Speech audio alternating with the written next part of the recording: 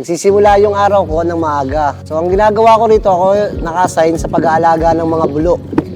So una pagdating, siyempre, checkin muna natin yung mga bulo kung maayos ba yung naging kalagayan nila sa magdamag. So dito sa pag-aalaga ng bulo, kailangan medyo focus ka, kailangan tutok ka kasi hindi naman nagsasalita yan kung anong nararamdaman yan. So dapat palagi mong inoobserbahan. Siyempre, ikaw na tatayong magulang yan dahil sa unang araw niyan, hindi naman nasasama sa magulang yan eh.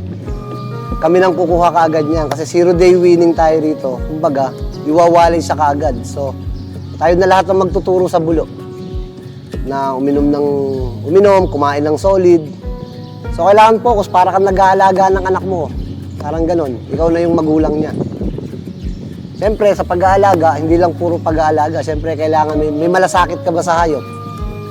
Para, maalagaan ng maganda. Umaga pa lang, kasama mo na yan hanggang sa hapon. Pag nakita ka niyan, iiyak na yan. Dahil siyempre, alam nila, ikaw yung magpapainom sa kanila ng gatas. Masaya, nakakatulong tayo kahit papano sa pamamaraan na ganito na meron tayong hanap buhay. Bukod sa hanap buhay, nakakatulong tayo sa iba. Saka stable, yun ang maganda rito. May araw-araw kang pagkukunan ng pangangailangan ng pamilya mo. Masaya ako kasi bukod sa naibibigay ko yung pangangailangan ng pamilya ko sa pangangalabawan, nakakatulong pa ako sa iba. Sa trabaho kong to, hindi lang ako tigapag-alaga ng bulo.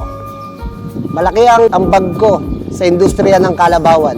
Ako si Dexter Cunanan, 40 years old. Proud ako para sa inyo to.